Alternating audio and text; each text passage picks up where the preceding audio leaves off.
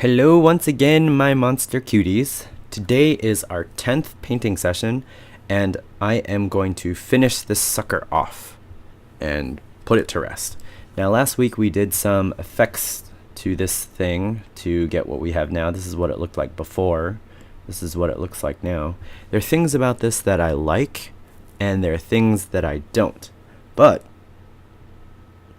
before we get into changing things around and screwing around a bit, let's save it first. And because now, remember way back when I started how I said that I don't like using effects or filters or anything like that? Well, I'm going to throw all that out the window because today we're going to be doing nothing but working with effects and filters and all that kind of stuff. So we're gonna the file size is gonna jump up pretty quickly. So what we want to do is save as another file. We're gonna call this snacking Cutie f fin for the final.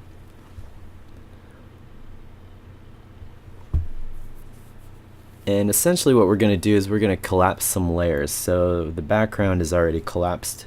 There's only one layer, but we're going to collapse it anyway. So hit Apple E or Control E on a PC, and that collapses everything in that layer. We're going to do the same thing with the foreground. See all this stuff?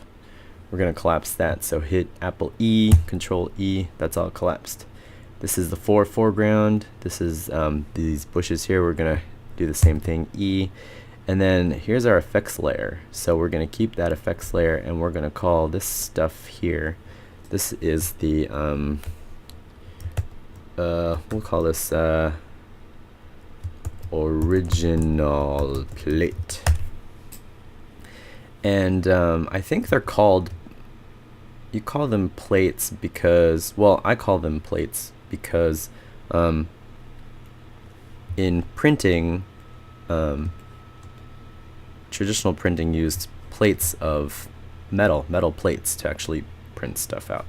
And in movie effects, effects were painted on panes of glass or plates. So I'm making all of this stuff up. I'm not entirely sure why they call them plates. But there's some stuff I need to erase out here to make this bush stuff in the foreground a little bit more believable. Some of that misting stuff is from the effect layer, so I need to get rid of some of that stuff. Here, zoom back out. And there's another thing I want to do with the Cutie is I want to do a backlight to kind of pop him out from the background. So if I zoom out here, we got a lot of warm tones, but there's nothing really popping the characters out from the background. And this rim light is going to help with that. And we can tone it however we want. So remember how we select our layer, do another layer above it, and we're going to call this Cutie backlight. If I can freaking spell. Alright, so hide that. So Apple H or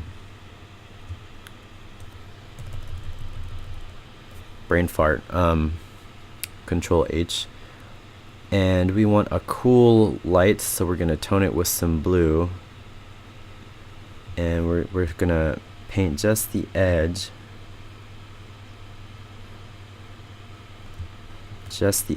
of our characters. Now it looks pretty severe right now. That's okay. We'll change its layer properties.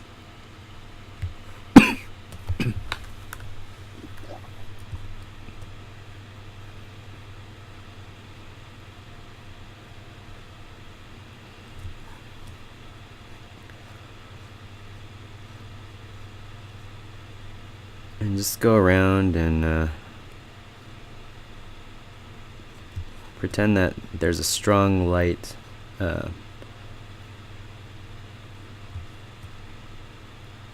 rim light is used in a lot of lighting setups for film and still photography. we could spend years just working on lighting and still not get it right. But the basic concept is the key light gives you your main focus. The fill light fills in your shadows, and then your backlight pops you out from the background.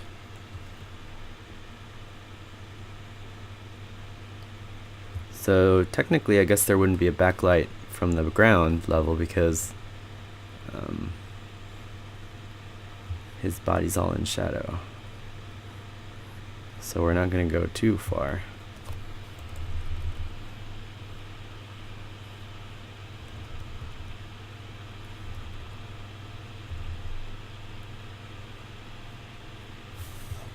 There we go.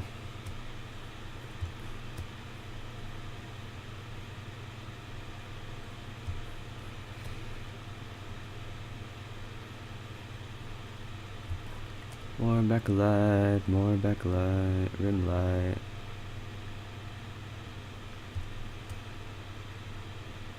There was a time when I went wild with rim light and I started rim lighting everything I did, and sometimes that's good and sometimes it just looks like you're doing it for rim light's sake. So if your composition needs it, use it. If it doesn't, sometimes it just looks fake.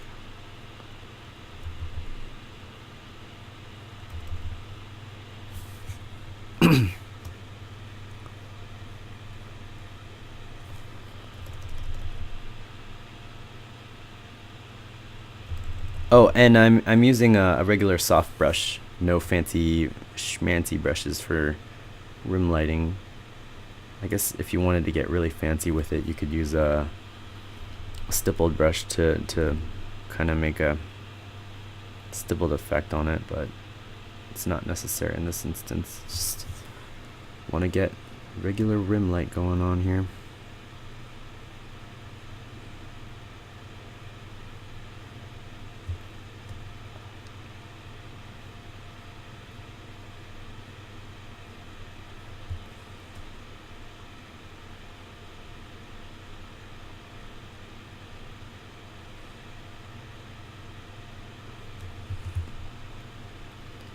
Alright, so if we back out a little bit, we can see how that pops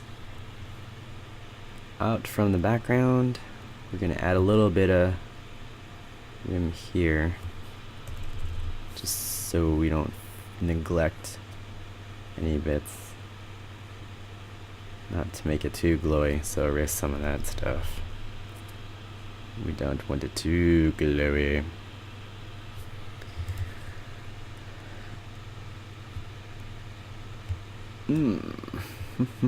Slight rim on the talons because they're shiny. They would pick up backlights pretty well. You may be asking yourself, where does this light source come from? And I have no answer for you, because sometimes when you're doing art, you're not concerned with realism. Or even if you're doing realism, sometimes you put lights in where you feel like. If it helps the composition, it goes. So, oh, there's some area down here that could use some.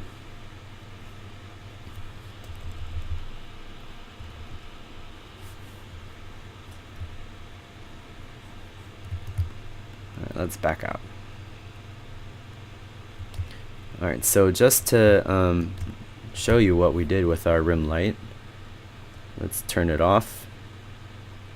You see how it kind of blends in with the background. Turn it on. Boom. Makes it pop out. It's a little too strong for my tastes, so let's go and see what we've got here. Color dodge gives us a nice temperature. Screen does well. Lighten. Let's color dodge it. Yeah, let's color dodge it and bring it down. So now it's ever so subtle. You can see it, but it's not as strong as it was. And this lets me see spots where I think I can paint in a little bit more of it. Paint some little more up in this area here. Some more up here. More in this face here. Just a little bit, just a little, just a touch. Just a touch. Oh, I need some in here. Some back here.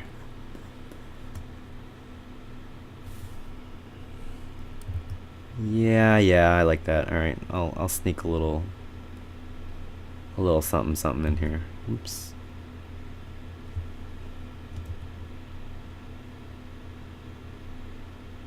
Erase it back down. It's too bright.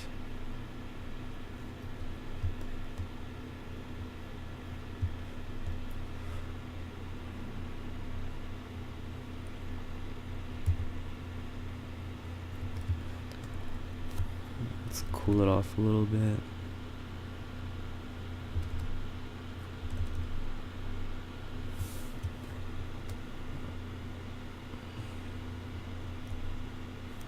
That's too much, too much, too much, too much, too much.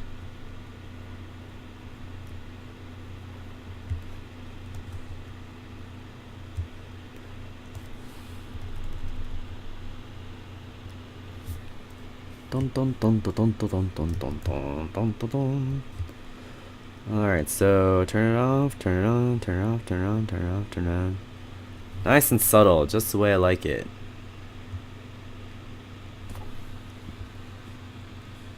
Alright. Bam! Let's turn this up a little bit, the backlight, turn that up a little. Wow, you can barely tell. Does pop things out, so that's nice. Alright, oh, that's why you can barely tell. I forgot about this layer here. Alright, so what this is the flattened layer with some color correction on it. So if you remember how we do that, we create a new layer, and let's turn this Cutie backlight down a lot. So it was at 37 before.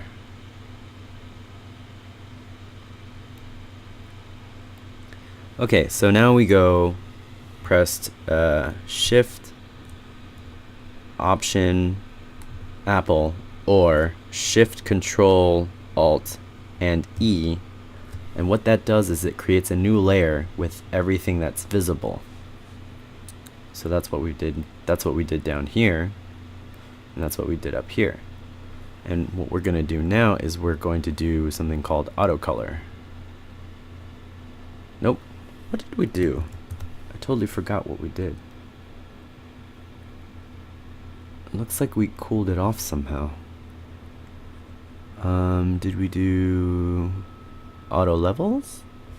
Nope. Did we do auto contrast? Nope, because that didn't do jack or squat.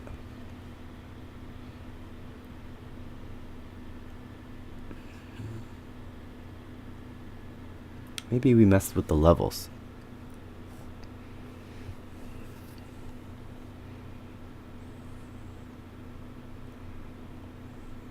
Nope, that doesn't do it.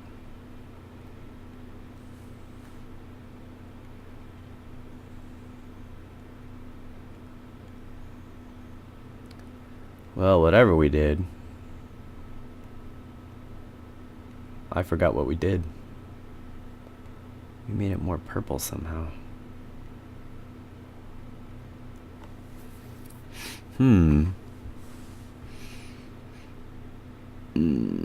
Was it curves?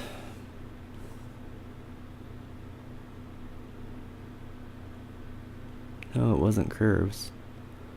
I honestly forgot what we did.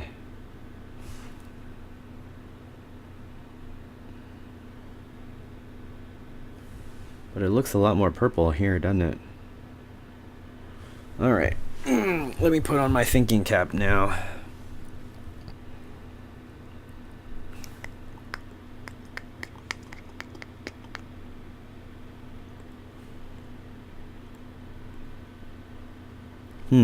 Maybe we did a color filter or a photo filter.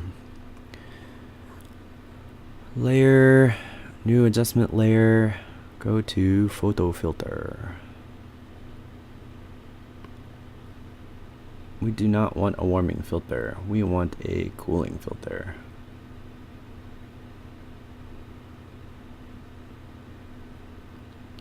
Oh, I know what's happening. I was still selecting the the Cutie layer, or the cuties. Alright, so now let's try this. Auto color. Alright, that's where we got our purpleness. Alright, so I had to deselect my cuties. I had my cuties selected, now I had to deselect them, and then auto color gave it this purple hue. This color filter here gave it a deeper blueness, and this blowout layer gave us more of a sunlight thing coming through. Let's turn down the opacity of this layer here a little bit. Okay. Now we're getting where we want. Alright, so remember that this area here is the mask for the color, for the photo filter, which gives us this general blue hue. And there are areas that are still kind of a little too strong. So we're selecting this and we're painting it out. We're painting out the mask with just a regular soft brush here, soft airbrush.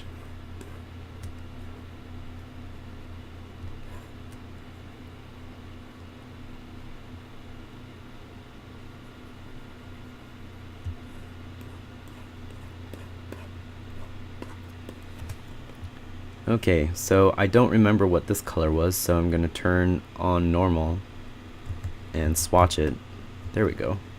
And then turn back on the linear dodge and bring it back down to 37, which is where it was, or something like that. Paint in more light here.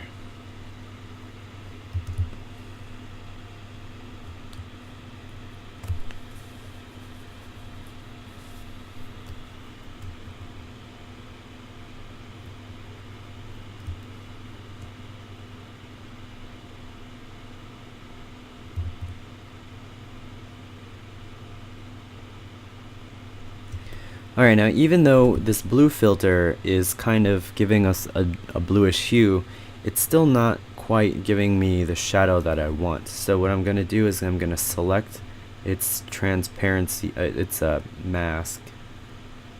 I'm going to create another layer above the background layer, and I'm going to overlay a dark blue, or like a gray, and fill it. So this is our huge overlying shadow, and you can see the stuff peeking out. And I'm gonna erase some of this so it's a little bit more refined.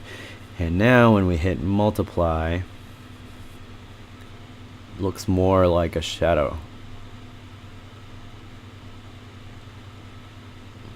more like a deep shadow. So there we go.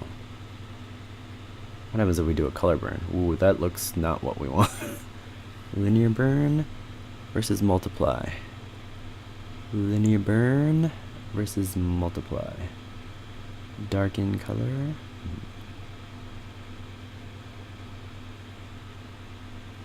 No, I like linear burn here. Turn it down just a little bit.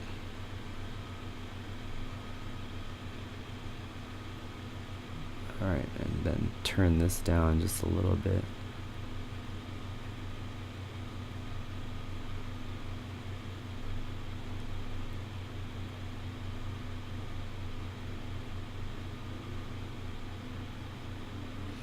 I'm gonna duplicate the sun blowout layer, and then I'm going to blur it. Gaussian blur is my favorite blur.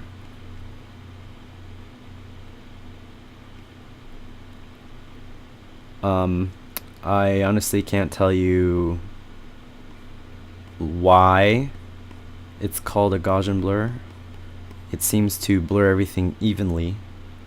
So I'm sure there's like some complicated math behind it, but I do not understand that. And let's see. Whoa, it's too much of a glow. Too much of a glow.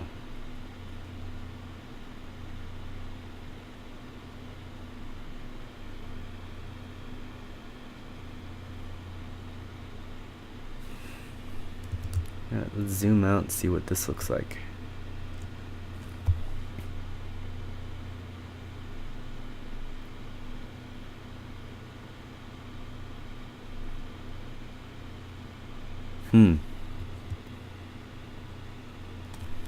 We'll call this the darkest shadow. Burn. Bon bon.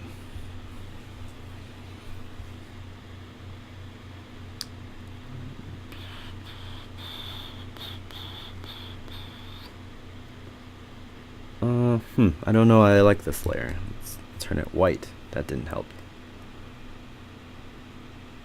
You can see I'm just kind of screwing around now, trying to figure out what works best for what I want. Maybe I'll try a little orange in here.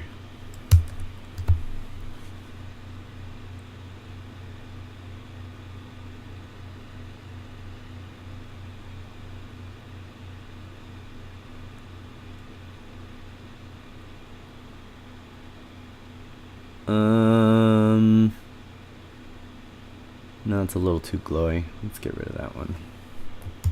Save, always save, especially at this point, because if you're using a lot of filters and such, it'll really screw you up.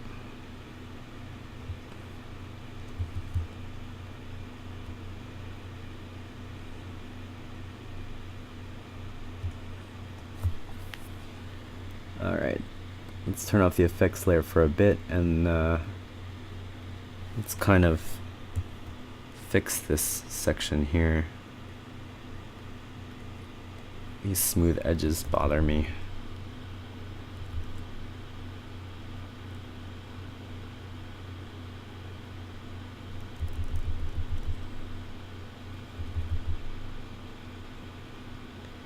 Much better, much better, much better.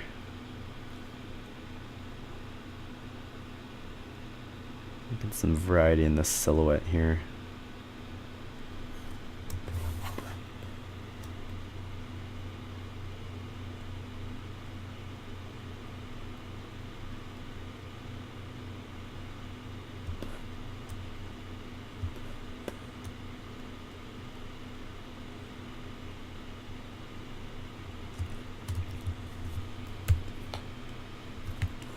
I think these leaves need to be darker, so we'll do multiply, turn that down a little bit, then we'll go bam. Maybe we'll even turn it up a little bit. There we go. How do we feel about getting rid of those?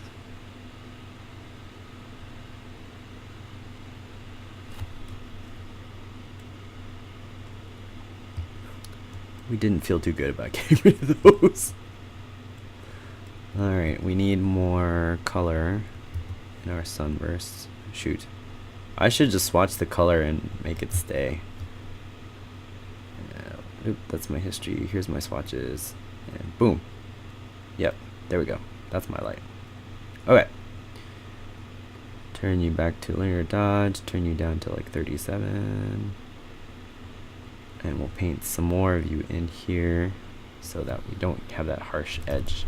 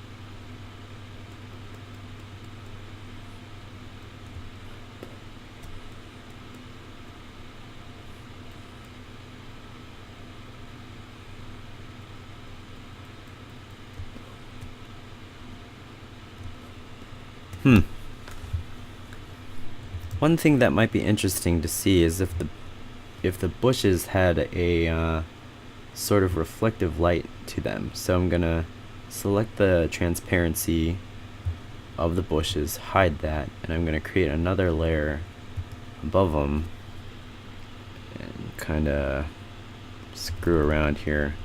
This might not work. I might just decide to do away with this, but we'll see what happens here.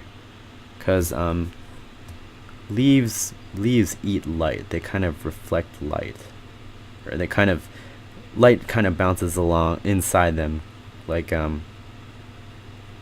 that subsurface scattering property. So they're thin. If you hold a leaf up to the light, you'll see the light dancing around inside it, and that's because a leaf is just a thin membrane of water sacs.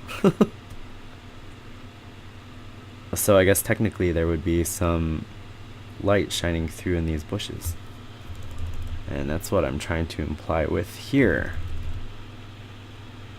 however unsuccessfully.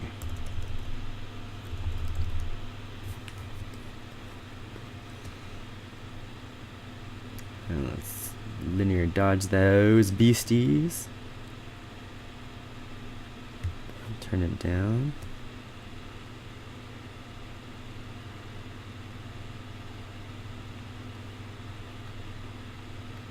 Some more stippling in here. Some more stippling in there.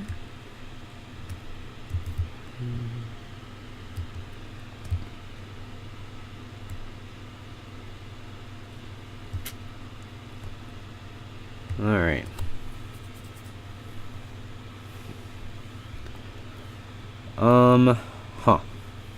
Let's erase some of this highlight on the sock, because it makes it look not bloody. Oh, always deselect.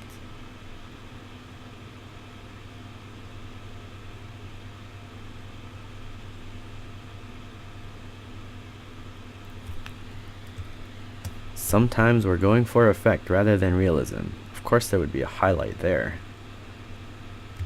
Maybe, ooh, maybe this will work.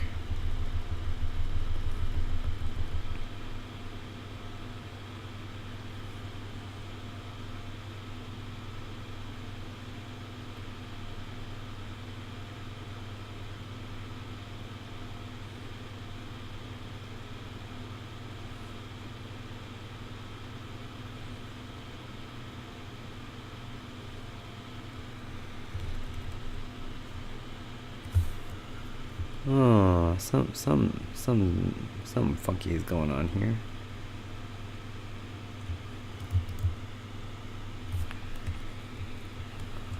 There we go.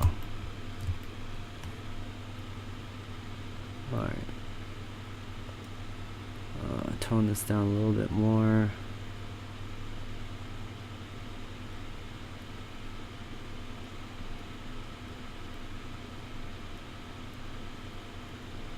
Tone that down a little bit more. Well, bring it up a little bit more.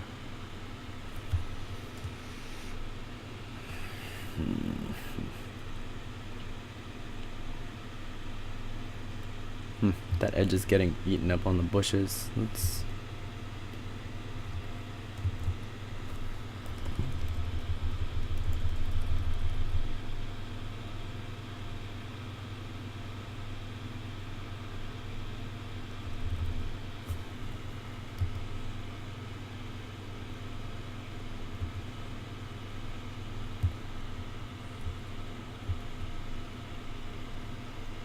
oh crap. I went to hide. That's what I was looking for.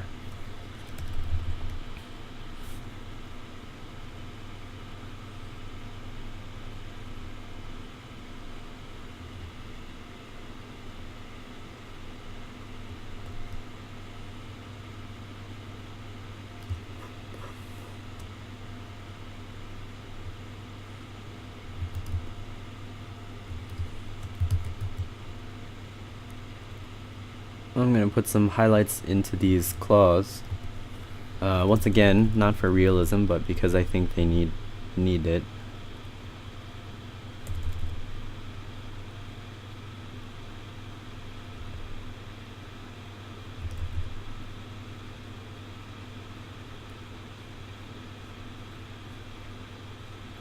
Yeah, that looks cool.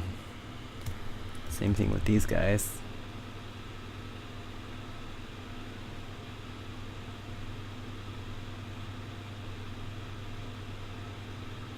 Yeah. Same thing with these guys.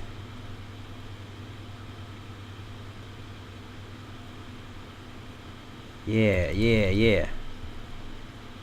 Good stuff. And same thing with these guys.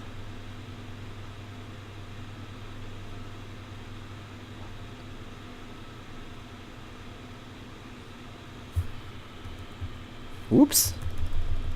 I'm using the eraser to fix some of that.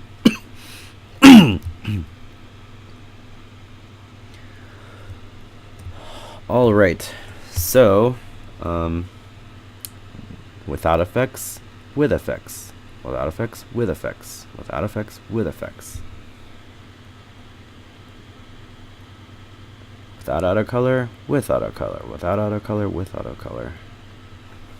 Alright, save.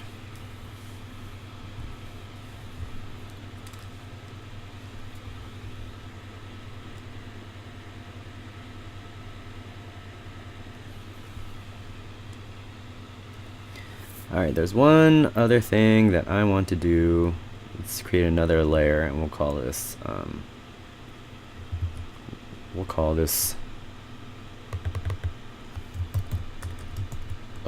overlays.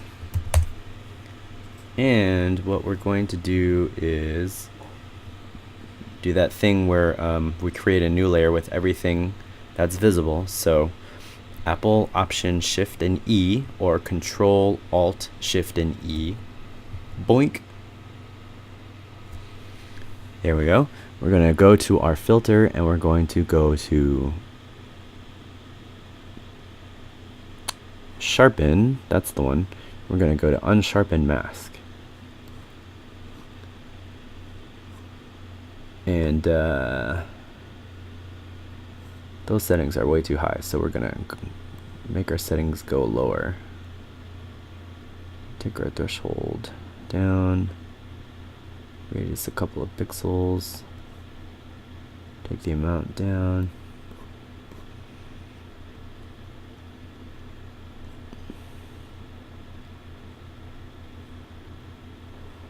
And what the unsharpened mask actually does is makes your stuff sharper, which I don't understand why it's called an unsharpened mask, but that's what it's called.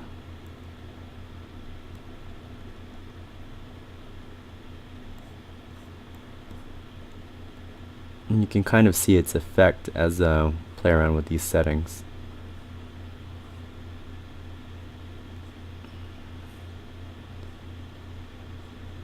Whoa.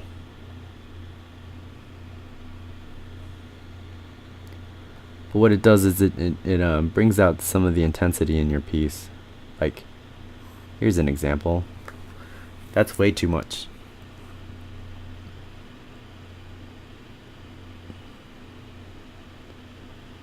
So play around with these guys until you get something that looks good.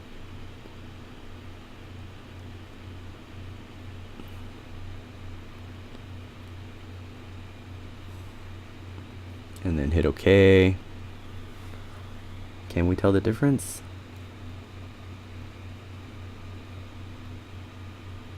No, we cannot. So let's try it again.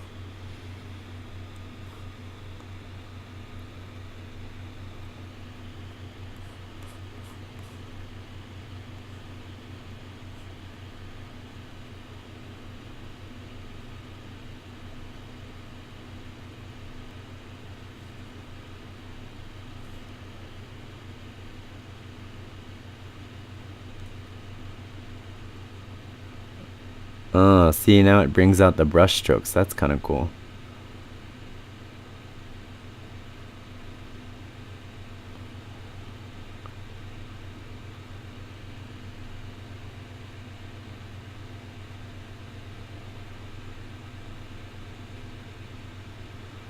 Alright, hit OK. There we go.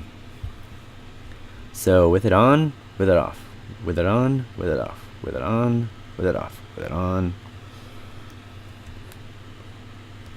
And we're gonna just make this a little bit more subtle.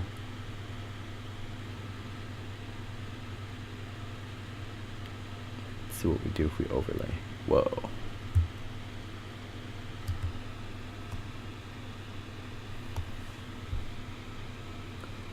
Normal. A bit more subtle. And then we're going to add a grain layer to it. So get a neutral gray. So the unsharpened mask brings out your brushes and creases and can enhance them, make them look like crap. So we're kind of just toning things down a little bit. We're going subtle here. And then we fill our composition with a gray. And you want to fill it with some noise. Actually, let's tune this down a little bit so we can at least see what we're doing with. And what this does is it breaks up your composition so it looks kind of like a noise. Add noise. It breaks it up so it's not so smooth looking, I guess, is what I'm trying to say. Click OK. And then we go to soft light. Turn it down, way down. Then it kind of evens everything out, gives it sort of a nice gritness to it. Almost like a photo quality, but not quite.